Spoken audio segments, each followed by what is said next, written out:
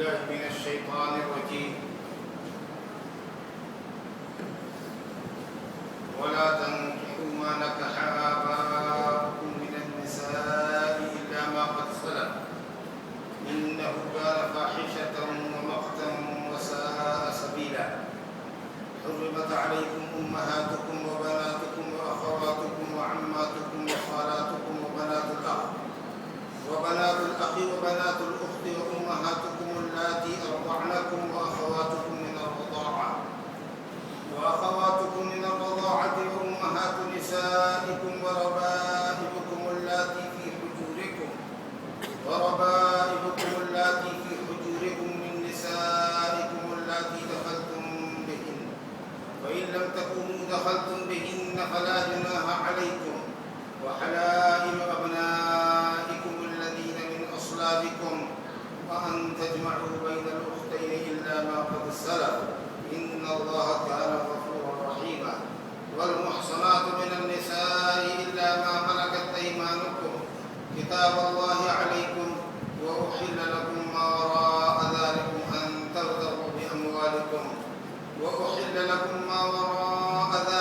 أن تبتغوا بأموالكم محسنين غير مسافحين فما استمتعتم به منهن فآتوهن أجورهن فريضة ولا جناح عليكم فيما تراضيتم به من بعد الفريضة إن الله كان عليما حكيما.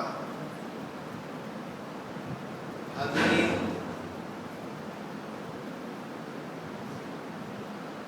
یہ آیات مبارکہ جو آپ کے سامنے جو تلاوت کی گئی ہیں، ان میں اللہ سبحانہ و تعالی نے محرمات کا ذکر کیا ہے، ان عورتوں کا ذکر کیا ہے جن سے نکاح ابدی طور پر یا وقتی طور پر حرام، اور بڑی خوبصورت اجمال میں اللہ سبحانہ و تعالی نے حلال عورتوں کی طرف بھی اشارہ فرمایا ہے۔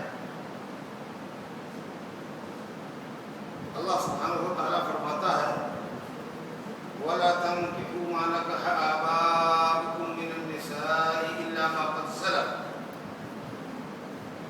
ان عورتوں سے شادی مت کرو جن سے تمہارے آباء و اجداد نے شادی کی ہے، ان عورتوں سے نکاح نہ کرو جن عورتوں سے تمہارے آباء و اجداد نے نکاح کیا ہے۔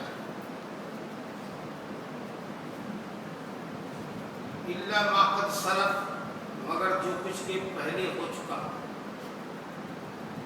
پاسٹ ٹینس میں اگر کچھ ہو چکا ہے، ماضی میں ہو چکا ہے کہ کسی بیٹے نے اپنے باپ کی بیوی سے نکاح کیا ہے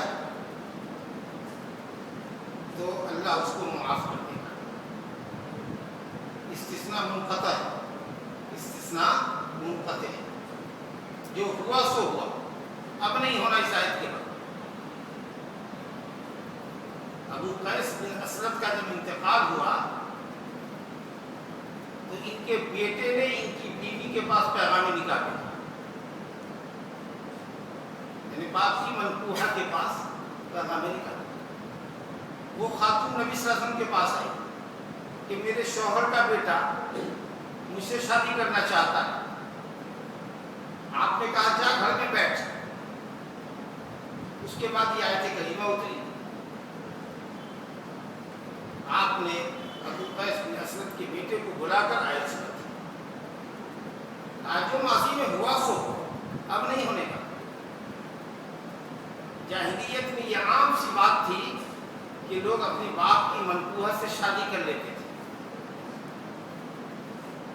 باپ دادا کی منکوحہ سے شادی کر لیتے تھے، موتوہ سے شادی کر لیتے تھے۔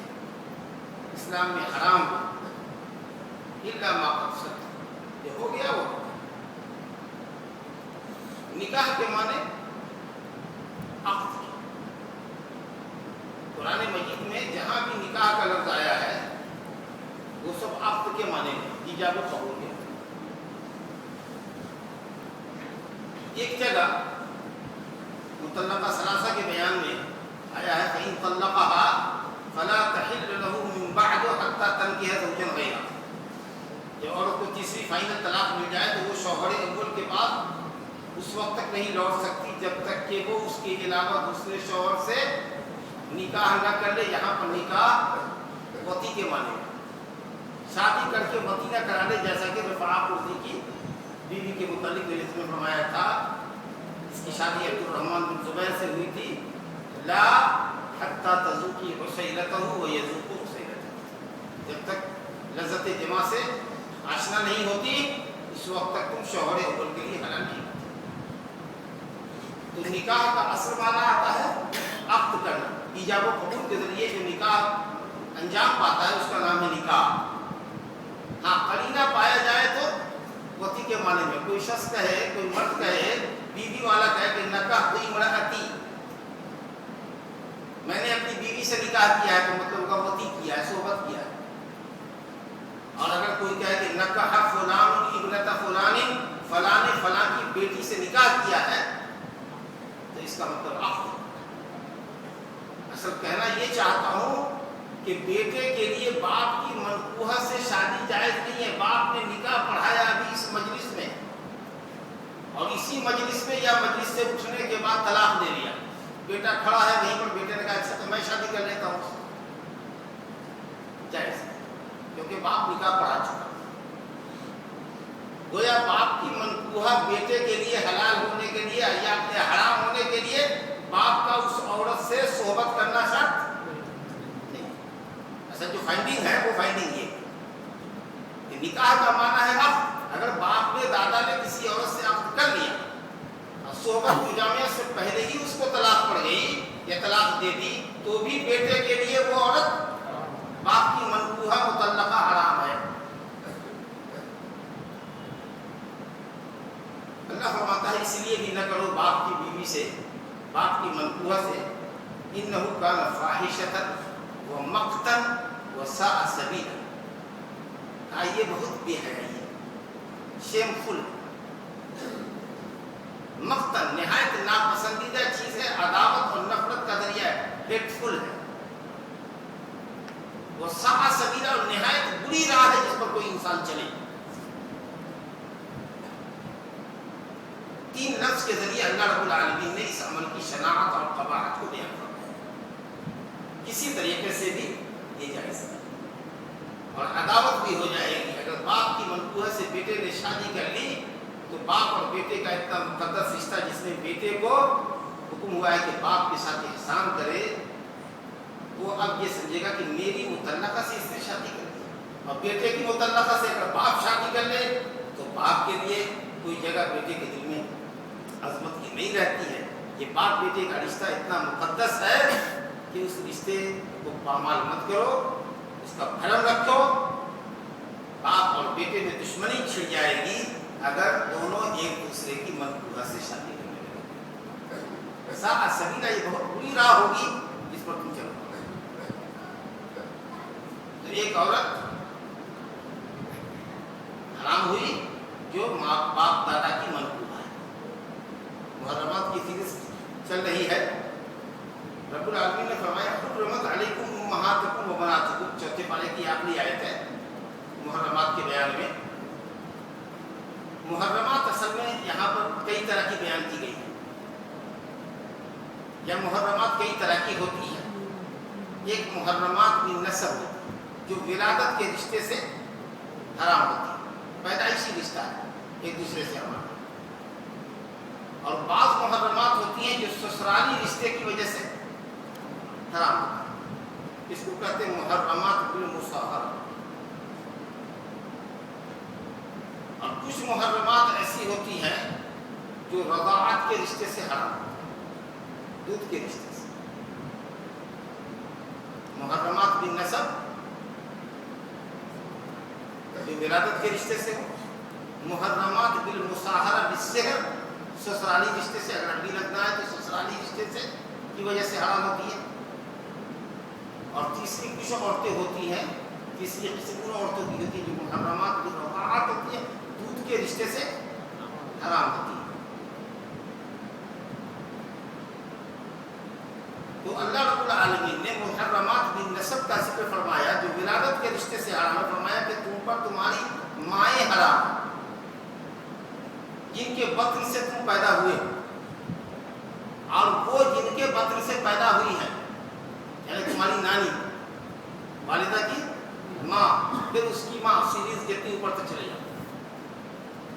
تمہارے والد، اب والد کی ماں جو تمہاری دادی ہے، اور اس کی ماں اور اس کی ماں جتنے اوپر چلے جاؤ، سب ماں کی سیریز ہے، کیونکہ سب کے درمیان ولادت کا رشتہ ہے. والد وہ اپنی ماں سے پیدا ہوئے، میری ماں اپنی ماں سے پیدا ہوئی، وہ اپنی ماں سے پیدا ہوئی، پھر ہم اپنی ماں سے پیدا ہوئے، سب میں رشتہ ہے ولادت، نسبی رشتہ ہے، بلڈ کا رشتہ ہے. وہ بناتکم، اور تمہاری بیٹیاں تمہارے لیے حرام. اب بیٹیوں کے اندر بیٹیاں، اب بیٹے کی بیٹیاں، اب بیٹی کی بیٹیاں، پوتی اور نواسی، اور پھر نیچے تک جتنی سیریز چلی جاؤ نیچے گنتے جاؤ گے 7 ہوں گے. وہ اخواتکم، اور تمہاری بہنیں، سگی بہنیں، اللاتی بہنیں اور اخیافی بہنیں. کلایا کرے سگی بہنیں ماں باپ ایک ہوں، اللاتی یعنی باپ ایک ہو مائیں 2 ہوں، سوتن کی بیٹیاں، سوتن کی بیٹیاں. اخیافی ایک ہی چشمے سے نکلی ہوئی ہیں، یعنی ماں ایک ہے اور باپ 2 ہے. یہ رشتے ہیں. شقیقات، اخوات لأب و اخوات لأم، ماں کے ذریعے جو بہن بنی ہے، باپ کے رشتے سے جو بہن ہے، اب باپ اور ماں دونوں کے رشتے سے جو بنی ہے وہ سگی. تینوں قسم کی بہنیں حرام. وہ عماتکم، اور تمہاری پھوپھیاں، والد کی بہن، دادا کی بہن، پردادا کی بہن، یہ پھوپھیوں کی سیریز ہے.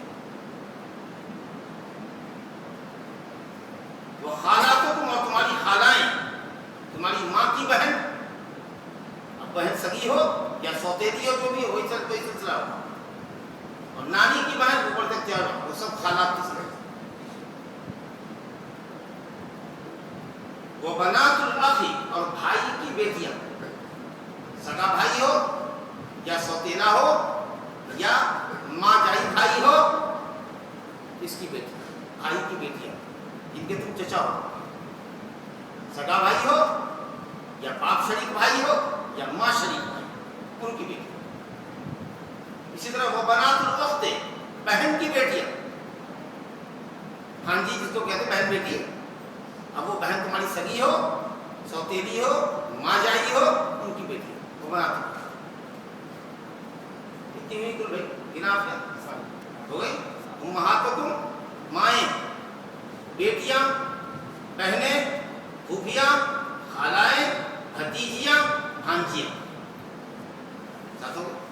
متفق علیہ، پوری دنیا اسلام کا اتفاق، علماء اسلام کا اتفاق، جو باتیں بیان کی گئی یا جن خواتین کا ذکر آیا، ان عورتوں کے حرام ہونے میں حرمت مؤبدہ، دائمی حرام ہونے میں کوئی کلام. اور ان میں سے کوئی بھی اگر کسی ایک کو حلال سمجھے گا تو دائرہ اسلام سے خارج ہوگا. توبہ نہیں کرتا ہے تو قابل گردن زدنی، قتل کر دینے کا. یہ محرمات بالنسب، بیچ میں اللہ رب العالمین نے رضاعت کے رشتے سے حرام ہونے والے رشتے کا بیان کیا کہ کون کون عورتیں دودھ کے رشتے سے حرام ہوتی ہیں. تو 2 رشتے کا ذکر فرمایا. وہ امہاتکم اللاتی ارضعنکم، تمہاری وہ مائیں جنہوں نے تم کو دودھ پلایا ہے. ارضعنکم، جنہوں نے تم کو دودھ پلایا ہے. پلانے والی تو عورت ہے، وہ عورت حرام ہو گئی. کس کے لیے؟ دودھ پینے والے بچے یا بچی کے لیے. ٹھیک ہے. وہ اخواتکم من الرضاعہ، تمہاری دودھ شریک بہنیں، یعنی جس خاتون نے دودھ پلایا ہے اس کی جو بھی بیٹیاں ہیں. اب بیٹیوں کی جو بیٹیاں ہیں یا جن اور دیگر لڑکیوں نے تمہارے ساتھ اس خاتون کا دودھ پیا ہے، تو جتنے لڑکوں نے اور لڑکیوں نے ایک عورت سے دودھ پیا ہے وہ سب آپس میں دودھ شریک بھائی بہن ہو گئے. تو دودھ پلانے والی مائیں اور دودھ شریک بہنیں. جتنی لڑکیاں اس خاتون سے دودھ پیے پی چکی ہیں یا پئیں گی، وہ سب تمہارے لیے اور تمہاری اولاد کے لیے حرام۔ لیکن نبی صلی اللہ علیہ وسلم نے فرمایا یحرم من الرضاع ما یحرم من النسب، مسلم شریف کی روایت ہے، رضاعت کے رشتے سے وہ تمام عورتیں حرام ہوتی ہیں جو ولادت کے رشتے سے، نسبی رشتے سے حرام ہوتی ہیں۔ تو جو 7 عورتیں حرام تھیں ولادت کے رشتے سے، وہ تمام کی تمام رضاعت کے رشتے سے بھی حرام ہوتی ہیں۔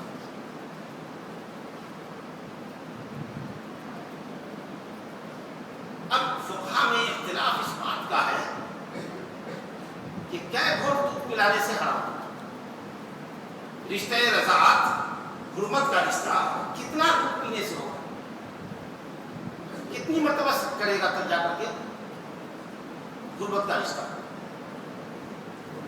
تو حنفیہ اور مالکیہ نے کہا کہ مطلق دودھ حلق کے نیچے چلا جانا چاہیے، ایک گھوٹ سے، ایک گھوٹ نہیں ایک قطرہ سے، کیونکہ رب العالمین نے مطلق فرمایا کہ تمہاری مائیں جنہوں نے تم کو دودھ پلایا۔ اور علماء ظاہریہ نے کہا کہ حدیث ہے لا تحرک المسۃ ولا المسطتان ولا الاملاجۃ ولا الاملاجتان، ایک سکین 2 سکین سے، ایک چسنی 2 چسنی سے رشتہ حرمت کا ثابت نہیں ہوتا۔ تو انہوں نے علماء ظاہریہ نے کہا، ابن حزم وغیرہ نے، کہ 3 مرتبہ اگر چوسے گا منہ میں لے کے منہ ہٹائے گا پھر چوسے گا پھر ہٹائے گا، یہ کیفیت اگر 3 مرتبہ ہوگا تو رشتہ حرمت کا ثابت ہے۔ انہوں نے مفہوم سے دلیل پکڑا کہ 2 مرتبہ میں نہیں ہوتا، اس کا مفہوم مخالف یہ ہوا کہ 2 سے زائد میں ہوگا۔ لیکن صحیح حدیث ہے مسلم شریف کے اندر ماں عائشہ رضی اللہ عنہا کی کہ 10 رضعتوں سے حرمت کی آیت اتری تھی قرآن میں۔ 10 مرتبہ بچہ پستان کو منہ میں لے گا، دودھ چوسے گا، پھر منہ ہٹائے گا، پھر چوسے گا، پھر پلٹے گا، اس طریقے سے 10 مرتبہ ایک مجلس میں کرے یا مختلف مجلس میں کرے، ایک پستان سے کرے کہ دونوں سے کرے، 10 مرتبہ ہوگا تو حرمت ثابت ہوگی۔ یہ پہلے آیت اتری تھی، لیکن یہ آیت 5 رضعات معلومات کی آیت کے ذریعے منسوخ ہو گئی، اور معائشہ کہتی کہ وہ 5 رضعات سے حرمت والی آیت بھی قرآن میں منسوخ ہو گئی تلاوتاً، لیکن حکم اس کا باقی۔ تو یہ حضرات حنابلہ اور شوافع کہتے ہیں کہ کم سے کم 5 گھوٹ ہونا چاہیے، 5 چسنی، 5 رضعات ہونی چاہیے۔ قرآن مجید کی یہ آیت جو مطلق ہے اس کو حدیث مقید کر رہی ہے، 5 کم سے کم 5 گھوٹ ہونا چاہیے۔ گھوٹ کی تفصیل آپ نے سمجھا نا کہ ایک مرتبہ بچہ منہ میں لیتا ہے، پستان کو چوستا ہے، اگر وہ پورا آسودہ ہو کر کے ہی چھوڑتا ہے اور سو گیا تو وہ ایک ہی ہوا، چاہے اس میں کوانٹٹی میں 100 ml 200 ml 300 ml کیوں نہیں پی لیا۔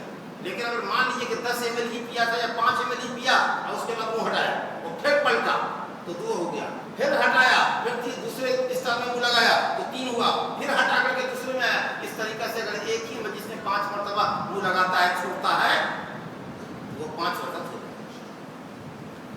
کوانٹٹی نہیں دیکھنے کی کتنا اس کے پیٹ میں گیا، 5 مرتبہ یہ عمل ہونا چاہیے۔ اور اگر مان لیجیے کہ پی رہا تھا اور چھینک آئی اور منہ کو اس نے ہٹایا پھر سڈنلی اس میں پلٹا ہو تو وہ ایک ہی رقم مانے گا، کیونکہ یہ ایسا ہوتا ہے، قدرتی طور پر ایسا ہوتا ہے۔ تو انشاءاللہ تعالیٰ راجح بولیے کہ 5 مرتبہ کم سے کم رضعت ہونی چاہیے، ایک مرتبہ میں ہو، ایک مجلس میں ہو یا متعدد مجلس میں ہو۔ حتیٰ کہ 2 سال میں مدت رضاعت ہے، 2 سال کے اندر اگر مختلف پیریڈ میں بھی کسی خاتون نے کسی بچے کو 5 مرتبہ فٹنگ کرا دی ہے تو وہ اس کی رضائی ماں، اور اب اس کے بعد وہ ماں تو ہو ہی گئی، اس کی بیٹی، اور پھر جتنی عورتیں نسبی رشتے سے حرام ہوتی ہیں وہ سب حرام۔ ایک اور مسئلہ ہے بڑا دلچسپ، وہ یہ ہے کہ اس عورت کے تھن میں دودھ آیا کدھر سے؟ مرد کی وجہ سے، اس کے شوہر نے اس سے صحبت کی، وہ حاملہ بنی، بچے والی بنی، پھر دودھ آیا تو یہ دودھ دوسرے کو حرام کرتا ہے، دوسرے کے لیے رشتہ حرمت کا ثابت کرتا ہے۔ تو وہ مرد جو در حقیقت تھن میں دودھ اترنے کا ذریعہ بنا ہے، دودھ اصل میں مرد کا ہے، جمہور فقہاء ائمہ اربعہ نے کہا کہ وہ مرد بھی دودھ پینے والے بچے کا رضاعی باپ ہوگا، اور اس کی ماں اس کی دادی ہوگی، اور اس کی بہن اس کی پھوپھی ہوگی. پھر یہ پوری سیریز چلے گی. جیسے اپنوں سے حرام ہوتا نا، ویسے دودھ پلانے والی عورت کے شوہر سے. علماء ظاہریہ نے جمہور کی خلاف ورزی کی، کہا دودھ پلایا عورت سے ان بہت چاہتے ہیں. لیکن حدیث ہے، افلا اخو ابو القعیس عائشہ رضی اللہ عنہ کے پاس آئے، انہوں نے اجازت مانگی، کہا کہ عائشہ میں آپ کے پاس آنا چاہتا ہوں، میں آپ کا رضاعی چچا ہوں، میرے بھائی کی بیوی نے تم کو دودھ پلایا تھا. تو انہوں نے اجازت نہیں دی. نبی صلی اللہ علیہ وسلم جب آئے، گھر میں تشریف لائے، تو ماں عائشہ نے ذکر فرمایا، تو آپ نے کہا لیا کہ وہ تمہارے پاس آ سکتا ہے، فإنه عمك من الرضاعة، وہ تمہارا رضاعی چچا ہے. پہلے انہوں نے یہ کہا کہ انما ارضعت للمرأة ولم يرضعني الرجل، مجھ کو عورت نے دودھ پلایا ہے، کسی مرد نے تو دودھ پلایا نہیں ہے. کہ اس کا بھائی چچا بن جائے گا، وہ مرد میرا رضاعی باپ بن جائے گا. جس عورت نے دودھ پلایا وہ میری ماں ہے. آپ نے کہا نہیں، دودھ آخر ہوگا تمہارے پاس آئے گا. فإنه عمك من الرضاعة، تو حدیث کی ہے. اس لیے مرد سے بھی رشتہ ثابت ہوگا. اس کو فقہاء نے استعمال کیا لبن الفحل. یہ رضاعت کا مسئلہ تھا. اس کے بعد سسرالی رشتوں کا ذکر آ رہا ہے. ذرا دیکھیے، وَأُمَّهَاتُ نِسَائِكُمْ، سسرالی رشتے سے جو عورتیں حرام ہوتی ہیں ان کا ذکر آ رہا ہے. تمہاری بیوی کی مائیں، تمہاری بیوی کی مائیں یعنی تمہاری ساس یا خوش دامن. جی بڑا خوبصورت لفظ ہے خوش دامن. ساس کے مدر ان لا. اچھا یہ بتائیے، بیوی نکاح کرنے کے بعد ہی بن جاتی ہے یا بیوی بننے کے لیے صحبت ضروری ہے؟ نکاح کے بعد. جی نکاح کے بعد ہی ہوگی نا بیوی. الحمدللہ. اس کا مطلب یہ ہوا کہ اگر کسی مرد نے کسی لڑکی سے شادی کی اور صحبت سے پہلے ہی اس کو طلاق دے دیا تو اس کی ماں حرام ہو گئی، کیونکہ بیوی کی ماں ہو گئی. تو امہات بیوی کی ماں، گویا بیوی کی ماں کے حرام ہونے کے لیے، ساس کے حرام ہونے کے لیے ضروری نہیں ہے کہ بیوی سے آدمی صحبت مباشرت کر لے. اگر نہیں بھی کرتا ہے اور طلاق دیتا ہے تو بھی اس کی ماں حرام ہوگی ہمیشہ کے لیے. تم دوسری لڑکی سے بھی شادی کر لو گے تب بھی پہلی بیوی جس کو تم نے صحبت سے قبل طلاق دیا ہے اس کی ماں تمہاری خوش دامن ہے، ساس ہے، اور تم اس کے لیے محرم ہو. کسی بھی دور میں اگر وہ کہے گی تم میرے داماد ہو، اگرچہ تم نے میری بیٹی کو طلاق دیا تھا، تم میرے محرم ہو کر حج کے واسطے چلو. یاد رکھیں، امہات نسائکم، تمہاری بیوی کی ماں.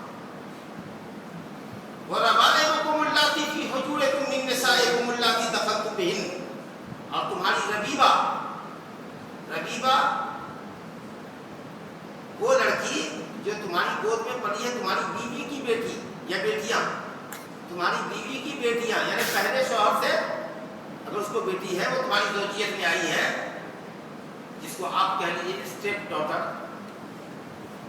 جو آپ کی عورت دوسرے گھر سے لے کر آئی ہے، تو وہ ربائب ہیں. ربیبہ کی جمع، جو پرورش پرداخت جن کی ہوئی ہے تمہارے یہاں. اللہ نے کہا کہ جس طریقے سے تمہاری بیوی کی ماں حرام ہے ویسے ہی تمہاری بیوی کی بیٹیاں بھی تم پر حرام ہے. لیکن یہ کنڈیشن، دو شرط لگائی ہے. کہا فی حجورکم، تمہارے گود میں ہو، من نسائکم اللاتی دخلتم بہنہ، تمہاری ان بیویوں کی بیٹیاں جن سے تم دخول کر چکے یعنی صحبت کر چکے. یہاں شرط لگ گئی مباشرت کی. تو جب تک بیوی سے مباشرت نہیں ہوگی اس وقت تک وہ عورت لڑکی حرام ہے. مثال کے طور پر اگر کسی عورت سے شادی کیا، نکاح پڑھایا اور اس کو اسی وقت طلاق دے دیا تو اس کے پہلے شوہر سے بیٹی اگر ہے تو وہ آپ کے لیے جائز ہے. اب ایک شرط اس کے اندر یہ ہے کہ وہ تمہارے گود میں پلی ہو، بڑی ہو. تو کیا یہ بھی ہونا ضروری ہے؟ نہیں. اگر وہ مان لیجیے کہ نالیال میں لڑکی پلی ہے، ہاسٹل میں پڑھ کر لڑکی جوان ہو گئی ہے، وہ بیوی ادھر تمہارے ساتھ رہتی ہے، اس کے فرسٹ ہسبینڈ کی جو لڑکی ہے وہ ہاسٹل میں رہ کے جوان ہو گئی، تم کہو کہ میرے گود میں تو نہیں پلی ہے وہی. اس لیے وہ میرے لیے حلال ہوتی ہے. اللہ نے کہا کہ گود میں بھی پلی ہو اور اس کی ماں سے صحبت بھی کر چکے. یہ کٹ حجتی ہوگی آپ کی طرف سے اگر آپ ایسا بولیں گے, کیونکہ اللہ تعالیٰ آگے فرما رہا ہے فَإِن لَمْ تَكُونُوا دَخَلْتُمْ بِهِنَّ, اگر اپنی بیوی سے دخول نہیں کیے ہوئے ہو فَلَا جُنَاحَ عَلَيْكُمْ, تو تم پر کوئی حرج نہیں ہے کہ اسٹیپ ڈاٹر سے شادی کرو. یہاں صرف ایک بات کہی گئی کہ بیوی سے اگر دخول نہیں کیے ہو تو اسٹیپ ڈاٹر سے شادی کرنے میں کوئی حرج نہیں ہے. یہاں پر گود میں رہنے والی بات کرنے کا ذکر نہیں فرمایا. تو معلوم ہے کہ صرف ایک شرط ہے جس کا اعتبار ہے, وہ ہے بیوی سے صحبت. گود میں ہونا ضروری. یہ عام حالات ایسے ہوتے ہیں.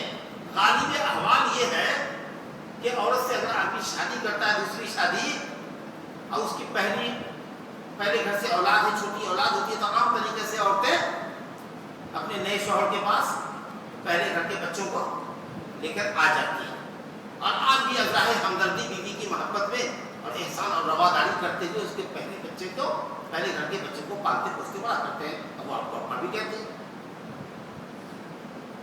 یہ ایک طریقہ ہے, پہلے بھی تھا اور آج بھی عورتیں لے آتی ہیں بچہ. اس صورتحال کی ترجمانی اللہ پاک نے فرمائی. ان کا گود میں ہونا ضروری نہیں, لیکن اس میں حکمت ہے. حکمت اگر گود میں نہیں بھی پلی ہو تو اللہ تعالیٰ نے کہا کہ وہ جو تمہارے گود میں پلی ہیں, یہ کہہ کر یہ بتانا چاہ رہا ہے رب العالمین, یہ احساس اور شعور بیدار کر رہا ہے کہ ان بیٹیوں کو بھی اپنی ان بیٹیوں جیسا سمجھو جن کو تم نے گود میں پالا ہے, کندھے پہ کھلایا ہے اپنی بیٹی کو, ویسے ہی اپنی اس بیوی کی بیٹی کو بھی سمجھنا جس بیوی سے صحبت کر چکا, جیسے کہ وہ تمہارے گود میں پلی. اور جس طریقہ سے اپنی بیٹی کے ساتھ خلوت کرتے ہو, اکیلے کمرے میں بیٹی اور باپ بیٹھ سکتے نا بھائی, سوار بھی لگی ہو, پردہ بھی گرا ہو, کھڑکیاں بھی بند ہو, تو باپ ہے اور اس کی بیٹی ہے, بیٹھ سکتے نا. ماں کے ساتھ ایک کمرے میں آپ بیٹھ سکتے نا بھائی, سگی بہنوں کے ساتھ بیٹھ سکتے نا. ویسے ہی وہ مرد اپنے بیوی کی بیٹی جو اس کو ربیبہ ہے, اسٹیپ ڈاٹر, اس کے ساتھ بیٹھ سکتے, جیسے کہ وہ گود میں تمہارے کھیلی ہوئی ہے. یہ احساس مضبوط کرنے کے لیے اللہ تعالیٰ نے گود کی بات کی ہے, ورنہ شرط اصل میں یہی ہے ربیبہ کے لیے, اسٹیپ ڈاٹر کی حرمت کے لیے کہ عورت سے صحبت ہو تو حرام ہے. اب غیر دخول کے ہم مستری کی اگر طلاق پڑ گئی ہو تو وہ لڑکی آپ کے لیے جائز, لیکن ساس کے حرام ہونے کے لیے اس کی بیٹی سے صحبت ضروری نہیں. آپ جیسے نکاح پڑھا کے طلاق کرتے ہیں ساس حرام ہے, لیکن بیوی کی بیٹی پہلے مرد سے وہ آپ پر حرام تب ہوگی جب آپ بیوی سے صحبت کلیئر ہو گیا. اس کے بعد رب العالمین نے فرمایا وَحَلَائِلُ أَبْنَائِكُمُ الَّذِينَ مِنْ أَصْلَابِكُمْ, اور تمہارے وہ بیٹے جو تمہارے صلب سے ہیں, تمہارے نطفے سے ہیں, ان بیٹوں کی بیویاں, تمہارے صلبی بیٹوں کی بیویاں, تمہارے اپنے بیٹے کی بیویاں حرام. حلائل و ابنائکم, یہاں دخول کی قید دیا گیا. بیٹے نے بھی اگر صحبت نہیں کیا, نکاح پڑھایا اور لڑکی کو طلاق دے دیا, تو بھی لڑکے کے باپ کے لیے بیٹے کی منکوحہ سے شادی ویسے ہی حرام ہوتی جیسے بیٹے کے لیے باپ کی منکوحہ سے شادی حرام تھی. ان دونوں کا رشتہ اتنا نازک ہے کہ عورت سے صحبت ضروری نہیں ہے. باپ نے نکاح کر کے طلاق دے دیا, بیٹے نے بھی نکاح ہی کر کے طلاق دیا, دونوں میں سے کسی نے بھی اپنی منکوحہ سے صحبت نہیں کی, لیکن دونوں میں سے کوئی کسی کے لیے اس کی منکوحہ مطلقہ سے شادی نہیں کر سکتا ہے. وَحَلَائِلُ أَبْنَائِكُمُ الَّذِينَ مِنْ أَصْلَابِكُمْ, لیکن یہ سلبی بیٹے کی قید لگائی گئی. اس میں در حقیقت اس بیٹے کی بیوی کو چھانٹنا مقصود ہے جو بیٹا منہ بولا بیٹا ہوتا ہے. اڈاپٹ سن جو ہوتا ہے, جس کو آپ نے اڈاپٹ کیا ہے, اس لڑکے کی جو بیوی ہے وہ آپ کے لیے حرام نہیں ہے. نبی کریم صلی اللہ علیہ وسلم نے بھی ایک لڑکا اڈاپٹ کیا تھا, زید بن حارثہ رضی اللہ عنہ, اور ان کی شادی آپ نے ہی اپنی پھوپھی صاحب بہن سے کروائی, زینب بنت جحش رضی اللہ عنہ سے. ناک کو چڑھا کے ہی مگر رشتہ ہو گیا, لیکن میاں بیوی میں نہیں نبھی, کچھ دنوں کے بعد طلاق پڑ گئی. صحبت کر لیا زید نے بیوی سے صحبت کر لیا. فلما قضى زید منها وطرا, جب زید نے اپنی خواہش اس خاتون سے پوری کر لی, تب اللہ فرماتا ہے زوجناکا, ہم نے آپ کی شادی زینب سے کرا. لیے کہ جاہلیت میں اڈاپٹ کیے ہوئے بچے کی بیوی کو لوگ اپنی بہو سمجھتے تھے، اپنے سگے بیٹے کی، اپنے نطفے کے بیٹے کی بیوی کی طرح. تو اللہ تعالیٰ کو یہ رسم ختم کرنی تھی، اور اتنی گھوڑ رسم تھی اور اتنی قدیم رسم تھی اور اتنی مضبوط رسم تھی کہ اس کو توڑنے کے لیے نبی صلی اللہ علیہ وسلم کی جیسی ذات گرامی عمل کرتی تو لوگوں سے ٹوٹتی وہ رسم. تو اللہ تعالیٰ نے فرمایا اس لیے شادی کرا دیا آپ کی نبی اڈاپشن کی بیٹی بیوی سے، مطلقہ سے صحبت کے بعد، لکی لا یکون علی المؤمنین حرج فی ازواج ادعیائهم اذا قضوا منهن وطرا، تاکہ مومنوں کو ان کے منہ بولے بیٹے کی بیویوں سے شادی کرنے میں جبکہ وہ لوگ ان سے صحبت کر لیں، مومنوں کے لیے کوئی حرج نہ رہے. اس لیے آپ کے ذریعے یہ کام کر رہے ہیں. لیکن وہ بیٹا جو بھی آپ نے سنا، رضائی بیٹا، جس کی بیوی سے آپ نے دودھ پیا ہے اور وہ آپ کا رضائی باپ ہے، تو آپ اس کے رضائی بیٹے ہیں. آپ کی بیوی رضائی باپ کے لیے حرام، کیونکہ وہ بیٹا ہی ہے. تمام معاملات میں وہ ویسے ہی ہے جیسے کہ نطفے کا بیٹا. تو ابنائکم الذین من اصلابکم کہہ کر کے اصل میں ازواج ادعیاء منہ بولے بیٹے کی بیویوں کا تو اسے نکالنا ہے کہ وہ حلال ہے. رضائی بیٹے کی بیوی ہمارے لیے حرام. یہ اب تک جتنی عورتوں کا ذکر آیا تھا وہ عورتیں ہیں کن رشتوں سے حرام ہوتی ہیں؟ سسرالی رشتوں سے. ایک دفعہ آپ گنا دیجیے ہمارے ساتھ، نسبی رشتے سے کتنی عورتیں حرام ہوتی ہیں؟ 7 ہوتی ہیں. چلیے یہ تو گن دیا ہے اللہ تعالیٰ نے شروع میں ہی. سسرالی رشتے سے، شادی بیاہ کے رشتے سے کتنی عورتیں حرام ہوئی؟ 4. باپ کی منکوحہ، بیٹے کی منکوحہ، بیوی کی ماں اور بیوی کی بیٹی. چلیے اب رضاعت کے رشتے سے تو 2 کا ذکر آیا، لیکن حدیث میں کہا ہے کہ وہ تمام رشتے حرام ہیں جو نسب سے حرام ہیں. اب تک جن عورتوں کا ذکر آیا تھا یہ سب تھی محرمات ابدیہ جو ہمیشہ حرام ہوتی. اب آئیے محرمات وقتیہ کا ذکر فرمایا وَأَن تَجْمَعُوا بَيْنَ الْأُخْتَيْنِ إِلَّا مَا قَدْ سَلَفَ، 2 بہنوں کو یک بار کی ایک وقت میں زوجیت میں رکھنا، 2 بہنوں سے نکاح کرنا ایٹ اے ٹائم، یہ حرام. اگر چاہتے ہو بیوی کی بہن سے تو پہلے بیوی کو طلاق دو. جب تک وہ عدت گزار کے تمہاری زوجیت سے الگ نہیں ہو جاتی یا وہ خلا لے کر الگ نہیں ہو جاتی، اس وقت تک آپ بیوی کی بہن سے شادی نہیں کر سکتے. یہ دائمی طور پر حرام نہیں ہے، ایٹ اے ٹائم ایک وقت میں بیک وقت 2 بہنیں اکٹھا نہیں ہو سکتی. یہ تو قرآن نے کہا. کچھ لوگ کہتے ہیں حدیث سے قرآن پر زیادتی نہیں کر سکتی، اضافہ نہیں کر سکتے. ارے اللہ کے رسول اللہ صلی اللہ علیہ وسلم کا بھی حرام کردہ ویسا ہی ہے جیسے اللہ کا حرام کردہ.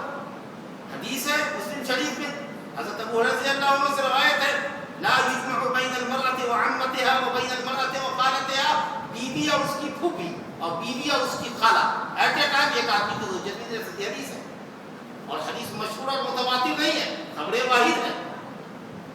لیکن فقہائے حنفیہ بھی اس حدیث کی روشنی میں بیوی اور پھوپھی کو اور بیوی اور خالہ کو ایک آدمی کی زوجیت میں اکٹھا ہونا جائز نہیں قرار دیتے. اچھی بات ہے حدیث کے مطابق دلیل پکڑا ہے، لیکن یہ کہنا ان کا کہ خبر واحد سے کتاب اللہ پر اضافہ کرنا، زیادتی کرنا جائز نہیں ہے، یہ تھوڑی ہماری سمجھ میں آج تک نہیں ہے.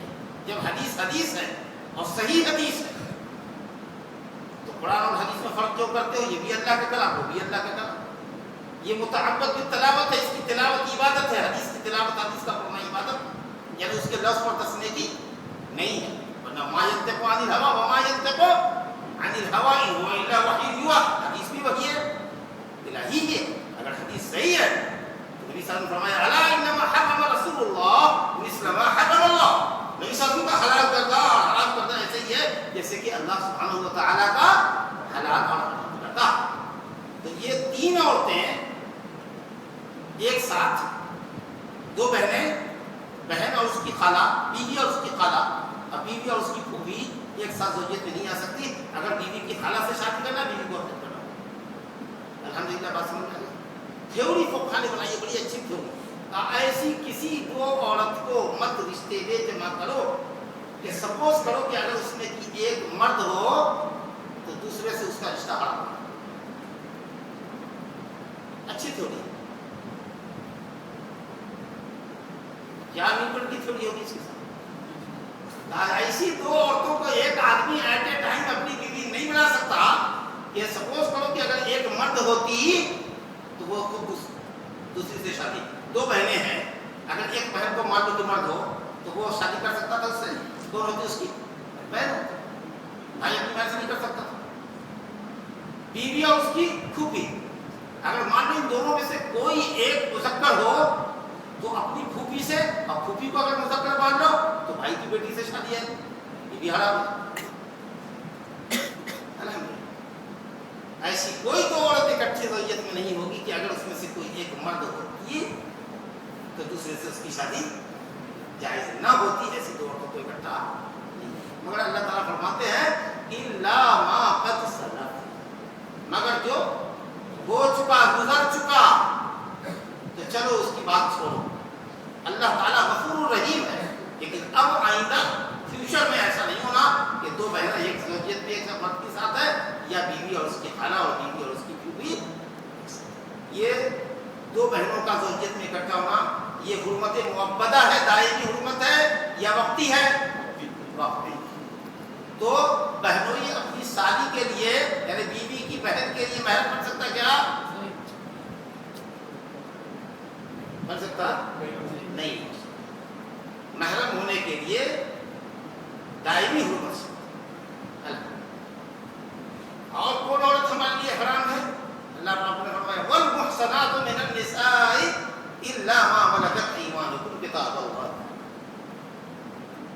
ये अल्लाह रब्बुल आलमीन का फरीज़ा, इसकी किताब के अहकाम है। मुहर्रमात में एक औरत का जिक्र अल्लाह पाक ने और फरमाया है कि वो औरतें जो शादीशुदा हों, दूसरे की बीवी दूसरे के लिए हलाल नहीं होती है। दूसरे की बीवी थी, शादी कर लिया, या दूसरे की बीवी थी, तलाक होने के बाद इद्दत गुजार रही थी, तलाक रजी थी, शौहर लौटाता या लौटा सकता था, तो तलाक याफ्ता जो मुअत्तदा है, इद्दत में थी, उससे भी शादी जायज नहीं होगी। या अगर किसी की बीवी ऑलरेडी बीवी है तो उसको कोई भगा कर ले जाए और शादी कर ले, ये शादी इस्लाम में जायज नहीं। मुहसनात का लफ्ज़, जहाँ थोड़ा सा इल्मी नुक्ते की तरफ ला रहे हैं आपको, मुहसनात का लफ्ज़ तीन माने में कुरान में इस्तेमाल होता है। एक पाकदामन के माने में, मुहसनात गैर मुसाफिरा, पाकदामन हो, बदकार हो। मुहसनात कहते हराए को आज़ाद हो। फमन लम यस्तति मिनकुम तौलन अन यनकिहल मुहसनात फमिम्मा मलकत ऐमानुकुम। अगर मुहसनात से शादी करने में कोई ताकत नहीं रखता है तो लौंडी से करेगा, मोमिना लौंडी से। मुहसनात से बड़ा आज़ाद, बहुत अच्छा, दिमाग को आज़ाद। और तीसरी औरत है मुहसनात से मुराद है शादीशुदा, और वही माना यहाँ पर मुराद है।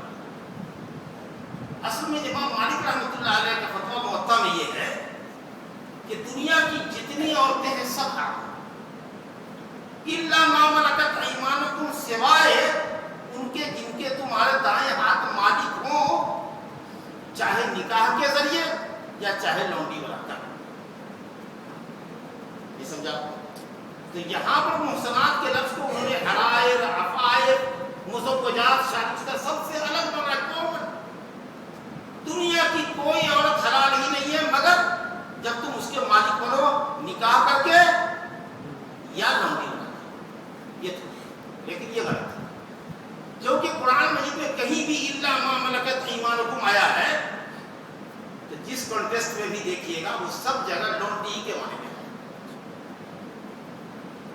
बीवी के मुकाबले में है। इल्ला अला अज़वाजिहिम औ मा मलकत ऐमानुकुम, बीवियों के पास आते हैं या लौंडियों के पास। ये दूसरी किस्म है बीवी और दूसरी किस्म है हलाल लौंडी। तो सीधा माना ये हुआ कि मुहसना से मुराद शादीशुदा औरत। شادی شدہ عورتیں کسی بھی مرد کے لیے حلال نہیں ہیں، مگر یہ کہ وہ قیدی بنا کر لائی جائیں، اسلامی جنگ کے اندر پکڑی جائیں اور قیدی بنا کر لائی جائیں اور مجاہدین میں تقسیم ہو جائیں تو وہ ان کے لیے حلال ہوتی ہیں۔ اور ایسی عورتوں کا رشتہ ان کے پہلے شوہر سے جو حالت کفر میں ہوا تھا کینسل ہو جاتا ہے۔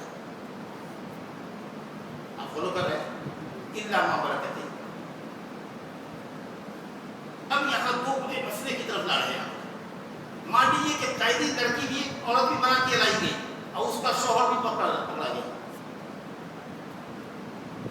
تو کچھ علماء کہتے ہیں کہ اچھا ابھی مت استعمال کرو، ہو سکتا ہے کہ قیدی ہے، دونوں کہیں مسلمان ہو جائیں گے تو ان کو پہلے کے رشتے پر قائم رہے گا، لیکن نہیں، ظاہری آیت یہ کہہ رہی ہے الا ما ملکت ایمانکم، لونڈی بن گئی، ہم اس کے مالک بن گئے، اس کے شوہر سے رشتہ اس کا ختم ہو گیا، وہ رہے ہماری قید میں، کسی کا لونڈا غلام بن کے رہے، پرواہ نہیں، مسلمان بنے گا اس کو کوئی دوسری مل جائے گی، لیکن یہ جو ہمارے پاس لونڈی بن کے آئی، چاہے اس کا شوہر بھی ساتھ آیا ہو کہ نہیں آیا ہو، ظاہر آیت بتا رہی ہے کہ لونڈی بننے کے بعد اس کا رشتہ پہلے شوہر سے ختم ہو جاتا ہے، وہ آپ کو نہیں آیا، سیدھی سی بات ہوگی۔ ایک مسئلے میں اور بڑا اختلاف ہے، وہ یہ کہ جو عورت لونڈی بنا کے لائی گئی ہے، اگر وہ کافرہ ہے، مشرکہ ہے، بت پرست ہے، ایسی عورت ہے جس سے تم نکاح نہیں کر سکتے ہو، تو کیا مل کے یمین کے رشتے سے، لونڈی کے رشتے سے اس سے صحبت کی جا سکتی ہے؟ اگر یہود و نصارہ کی عورت ہے تو یہود و نصارہ کی آزاد عورتوں سے اپن شادی کر سکتے ہیں، تو اس لیے لونڈی سے بھی شادی کیے بغیر اس سے ہم فائدہ اٹھا سکتے ہیں۔ آپ ہے نا ہمارے ساتھ، بہت اہم مسئلہ کی طرف ہے۔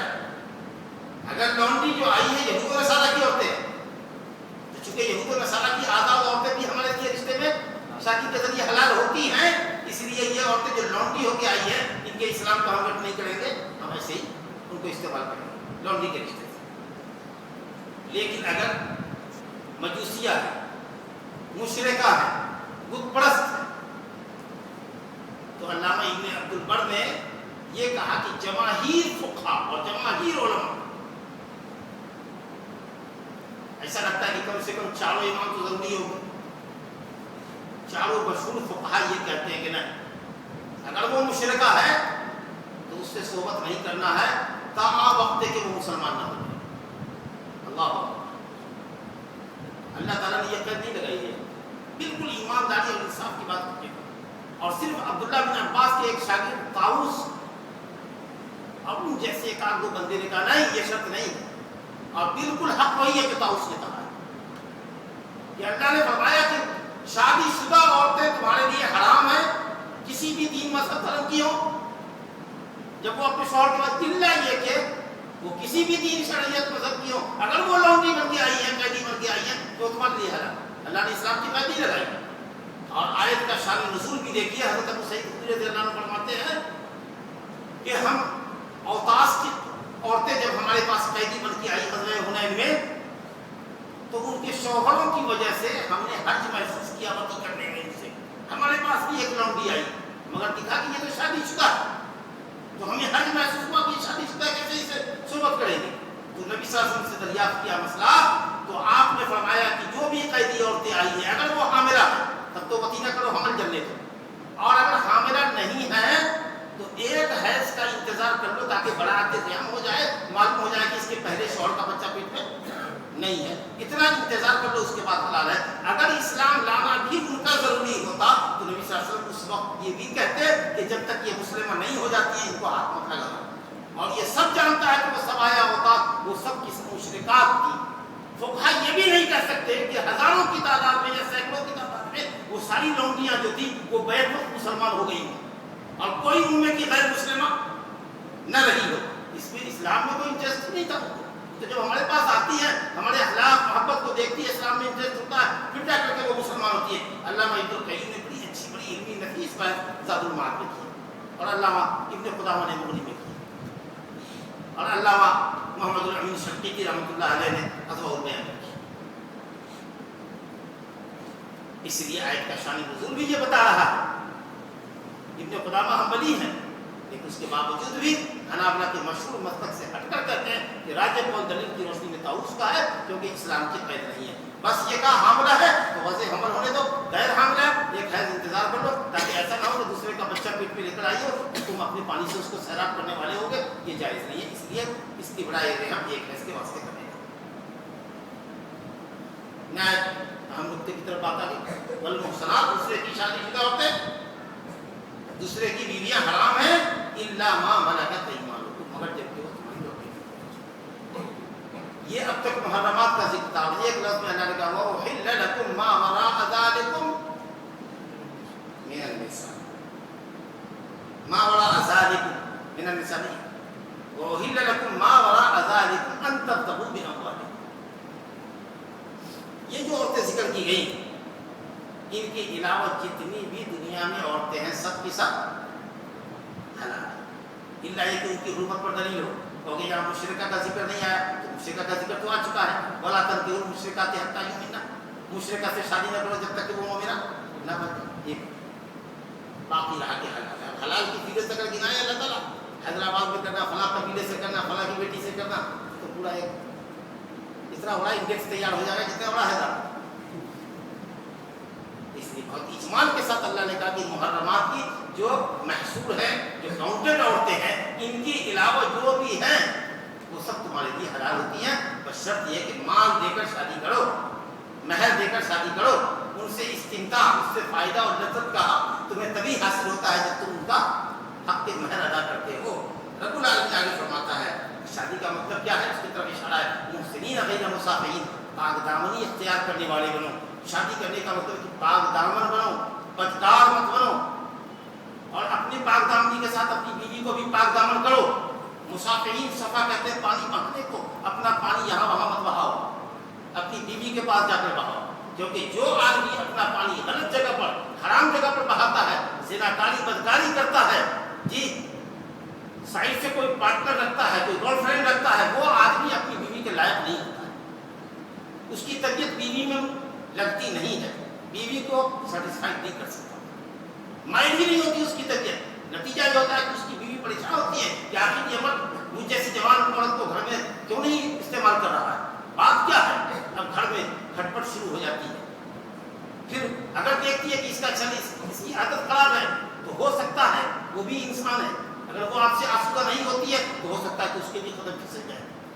اللہ رب العالمین نے فرمایا شادی کی ہو, بیوی کے تئیں وفادار ہو. جیسے چاہتے ہو کہ تمہاری بیوی تمہارے حق میں وفادار رہے, تم کو بھی وفادار ہونا چاہیے. محسنین غیر مسافحین, یہ ہے. فَمَا اسْتَمْتَعْتُمْ بِهِ مِنْهُنَّ فَآتُوهُنَّ أُجُورَهُنَّ. تو اب جن عورتوں سے شادی کر چکے, فائدہ اور لذت حاصل کر رہے ہو, فَآتُوهُنَّ أُجُورَهُنَّ, تو ان کو ان کا اجر دو, مطلب مہر دو. اسی مہر کو اجر کہا گیا, جیسا کہ کہا گیا وَآتُوا النِّسَاءَ صَدُقَاتِهِنَّ نِحْلًا, عورتوں کو ان کے بعد خوشی بخشی دو, کیونکہ یہی مہر تو بدلہ ہے اس کے جسم سے لطف اندوز ہونے کا. تو اس نے اپنا جسم حوالے کر دیا تو اس کی قیمت جو ہوتی ہے یا تکلیمیہ جو ہوتا ہے وہ واپس کرو. تو میں تو خوشی, یہ مطلب حلال عورتوں کے ذمن میں یہ بات آ رہی ہے. کچھ علماء نے اس سے دلیل پکڑ لیا فَمَا اسْتَمْتَعْتُمْ بِهِ مِنْهُنَّ, جن عورتوں سے متاع کرو تو ان کو ان کی اجرت دو. اجورہم تمہارا اجرت دو. 1 مہینے 2 مہینے 6 مہینے کے لیے جو شادی کیا نا, ان کو اجرت دو. جو نکاح متاع ہے جو شیعہ روافض کے یہاں جائز ہے, اہل سنت و جماعت کے کسی بھی فرقے کے یہاں جائز نہیں ہے. وہ مطلب یہاں نہیں ہے. بیویوں کی مہر کا مسئلہ نہیں, کیونکہ حلال عورتوں کا مسئلہ چل رہا ہے. متاع حرام ہے اسلام میں, اور نبی کریم صلی اللہ علیہ وسلم نے فتح مکہ کے ساتھ حجۃ الوداع کے موقع پر سبرہ بن معبد الجہنی کی روایت ہے, حرام کر دیا کہ لوگوں میں حرام کرتا, اور قیامت تک کے لیے حرام ہے. اجرت پر اجرت دے کر کے لمیٹڈ پیریڈ کے لیے